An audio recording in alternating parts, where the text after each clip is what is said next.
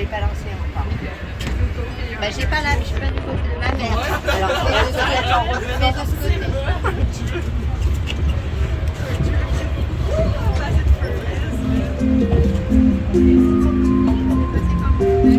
Mesdames et messieurs, bonjour et bienvenue à bord du petit train de Biarritz, grâce auquel vous allez pouvoir découvrir quelques-uns des plus beaux points de vue de la ville, ainsi qu'un bout de son histoire flamboyante et de son patrimoine.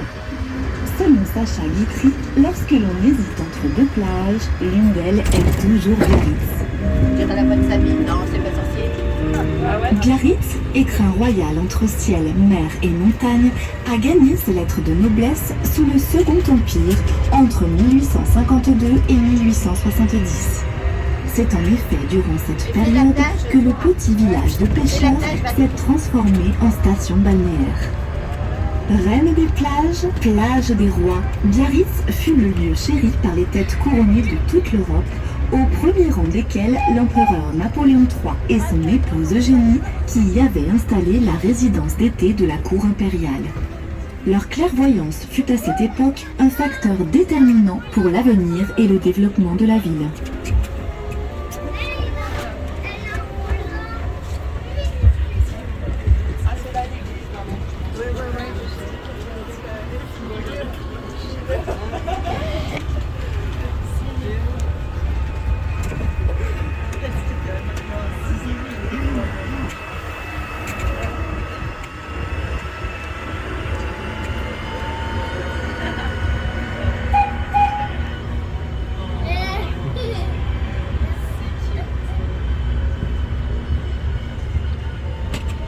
C'est là qu'on allait au resto, là-bas, le dernier.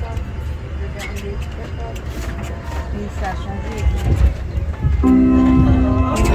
Ça me dit quelque chose ici. Ouais.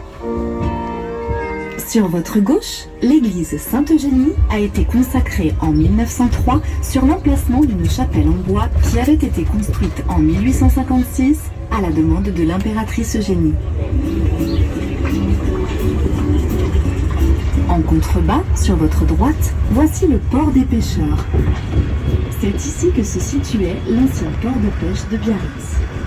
Construit à la fin du XVIIIe siècle, le port fut réaménagé à l'époque de Napoléon III en y ajoutant une succession de bassins. C'est également ici que nous trouvons les fameuses crampottes, ces petites cabanes de pêcheurs aux volets colorés, typiques de Biarritz.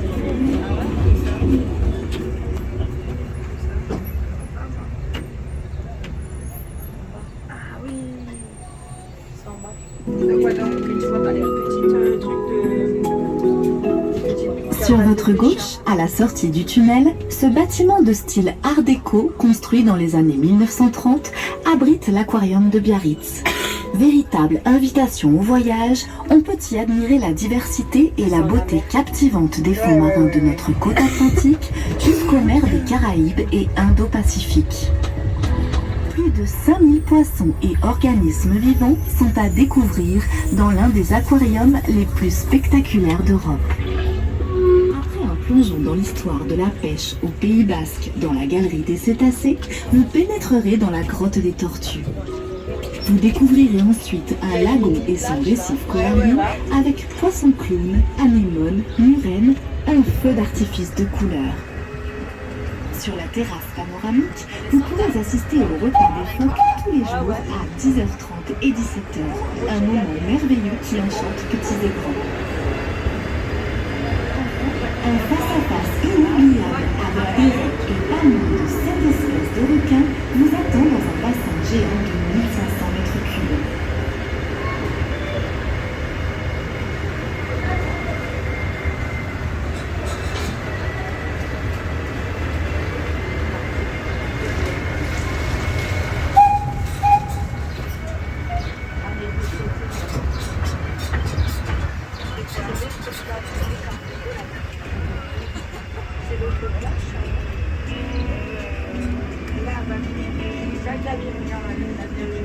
Le rocher de la Vierge est une curiosité touristique de la ville.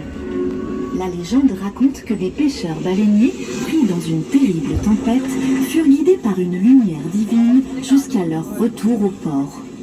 En souvenir, une statue de la Vierge de 3 mètres de haut fut érigée en 1865 au sommet du rocher. C'est Napoléon III qui avait fait percer ce rocher et ordonné de le relier à la côte par une passerelle en bois.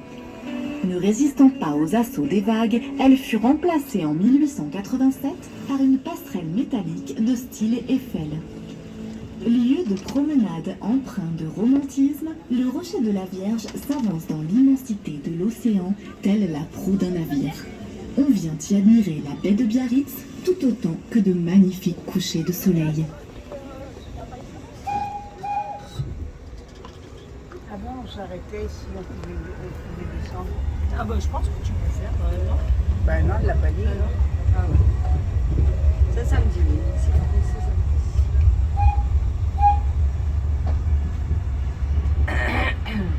Ou alors c'est peut-être pendant l'été. Ouais, c'est peut-être.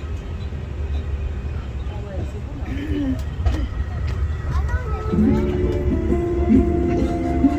En contrebas sur votre droite, voici la plage du Port-Vieux. Dès le Moyen-Âge et jusqu'au XVIIe siècle, c'est d'ici que les pêcheurs biarros partaient pour harponner les baleines très abondantes au large de la Biscaye. C'était alors le centre de l'activité économique de la ville. Mais à partir de 1660, les baleines disparaissent peu à peu de nos côtes et les pêcheurs deviennent contrebandiers et corsaires. Aujourd'hui, les biarros apprécient particulièrement cette crique protégée où les jeunes enfants apprennent à nager dès les beaux jours. Tu avais un mission temps.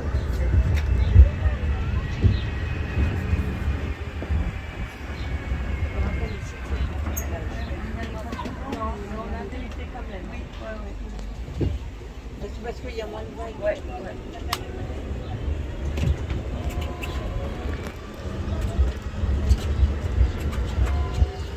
J'ai un truc de souvenir là, quand même. Ouais. Là, ça fait pas vieux. Mais ça fait peut-être vieux, ça fait peut-être quoi pour vous?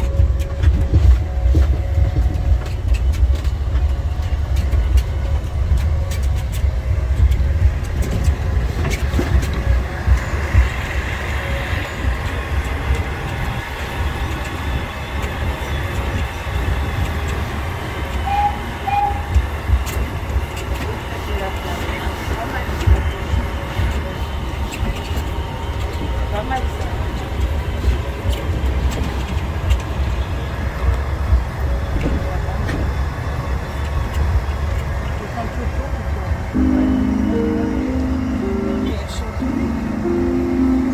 Au XIXe siècle, les baigneurs utilisaient les falaises où nous montons maintenant pour faire sécher le linge au grand vent. Juste en dessous, sur votre droite, on aperçoit la villa Belza avec sa tourelle effilée en encorbellement. En basque, cela signifie villa noire. Elle a été construite vers 1880 dans le style romantique. Perchée sur son éperon rocheux, elle défie des tempêtes.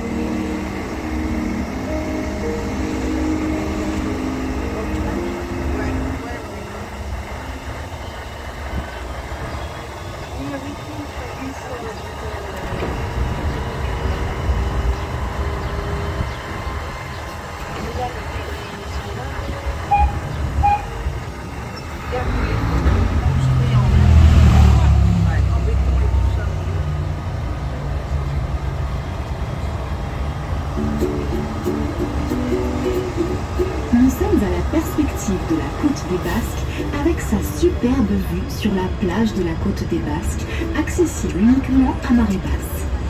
Cette plage est le berceau du surf en Europe.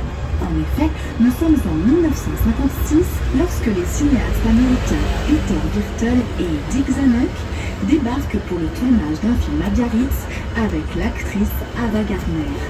Amateur de surf, Dick Zanuck décide de faire venir une planche de Californie et se lance pour la première fois sur les vagues de cette plage. Chaque année, la plage de la côte des Basques accueille des compétitions internationales de haut niveau. Au premier plan, vous apercevez les villes de Bidart, puis de Guétari et Saint-Jean-de-Luz. La frontière espagnole n'est qu'à une trentaine de kilomètres contre Hendaye.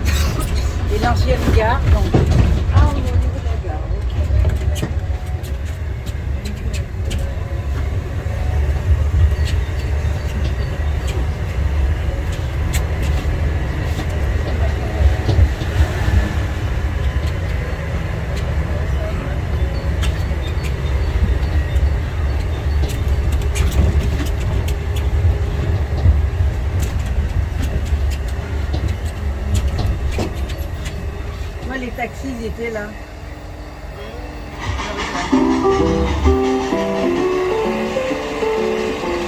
La gare du Midi en face de lui fut construite en 1911 pour répondre à un trafic ferroviaire intense.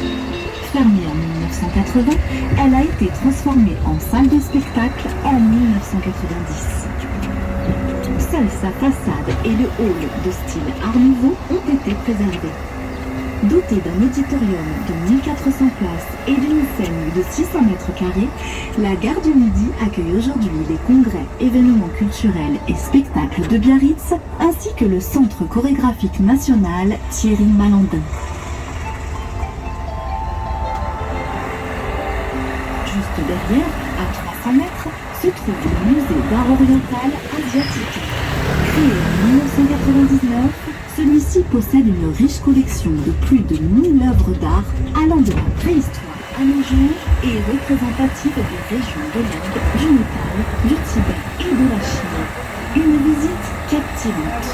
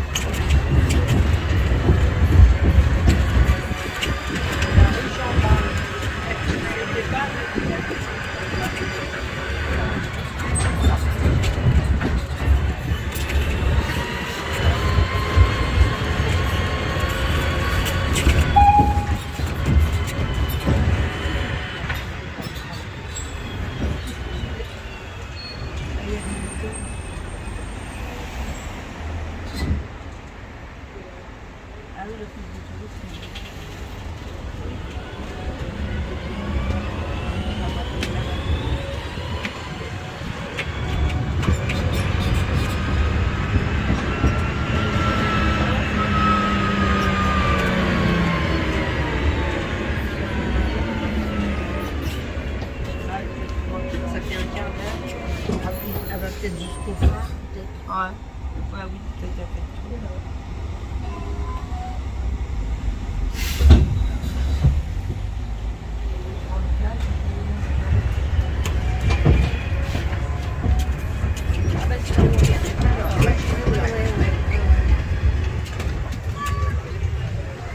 Voilà, on va peut-être au phare. Ouais. Is.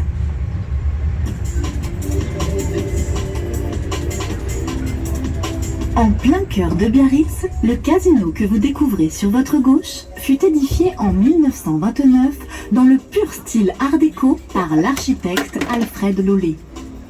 Rénové en 1991, il est inscrit au monument historique depuis 1992. On y trouve salle de jeu, salon de réception, un théâtre et un restaurant. Il abrite aussi une piscine chauffée à l'eau de mer.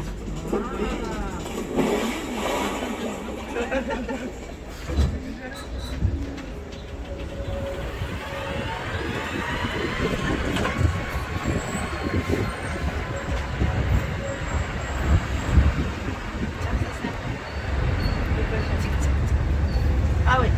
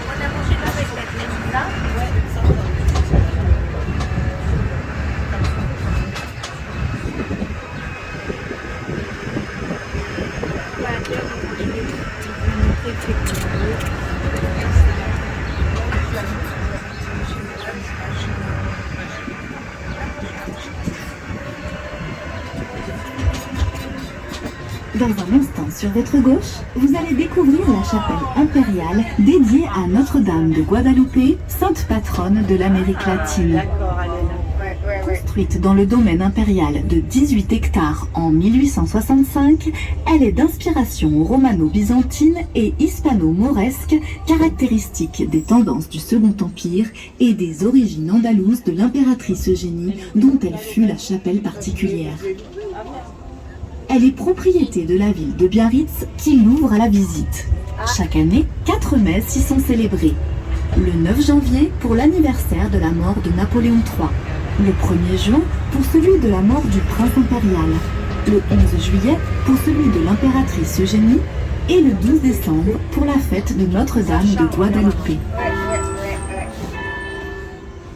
Classée monument historique depuis 1981, la chapelle impériale est d'une rare beauté, avec son exceptionnelle polychromie et son mobilier d'époque. Elle peut se visiter en se rapprochant de l'office de tourisme.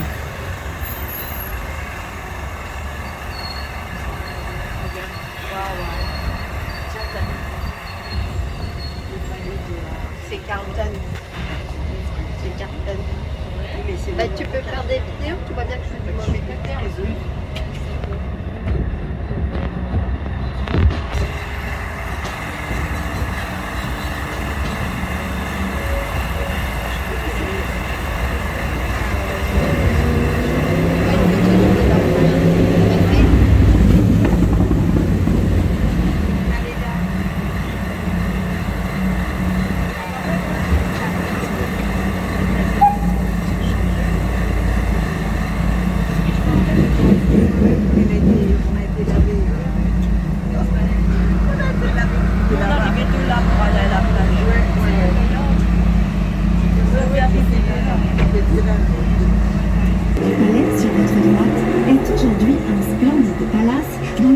Les toitures sont inscrites au monument historique. Il fut bâti sur l'ancienne villa Eugénie, qui était la résidence d'été de l'impératrice et de Napoléon III. Après la chute de l'Empire, Eugénie vendra ses biens et cette résidence sera achetée par une banque parisienne. Il deviendra alors un hôtel-casino en 1880, le Palais Biarritz, d'où les lettres P et B au-dessus de la porte d'entrée. En 1903, le bâtiment subit un important incendie, entraînant sa reconstruction en forme de E comme Eugénie. L'hôtel du Palais a été entièrement rénové entre 2018 et 2022. En août 2019, il a accueilli les chefs d'État réunis pour le sommet du G7. C'était l'autre plage, là. On peut y aller. Voilà. Sans retourner. C'est là. Voilà.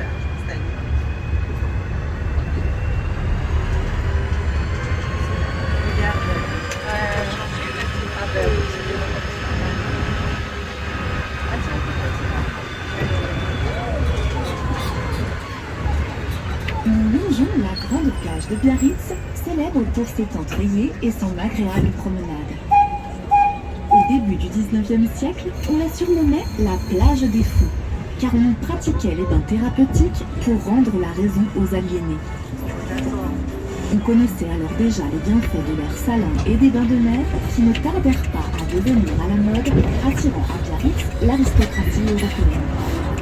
Cette plage est alors rebaptisée plage de l'impératrice jusqu'à la fin de l'Empire en 1870, où elle prendra le nom de Grande Plage.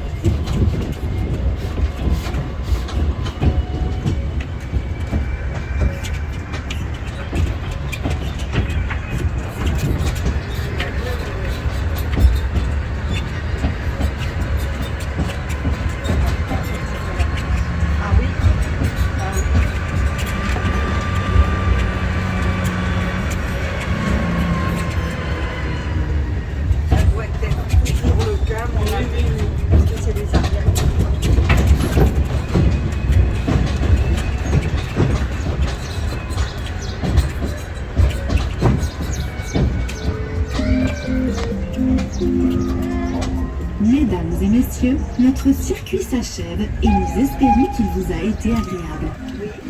Veuillez attendre l'arrêt complet du train pour descendre. Biarritz ainsi que son petit train vous remercie de votre visite et vous souhaite sur notre belle côte basque un agréable séjour.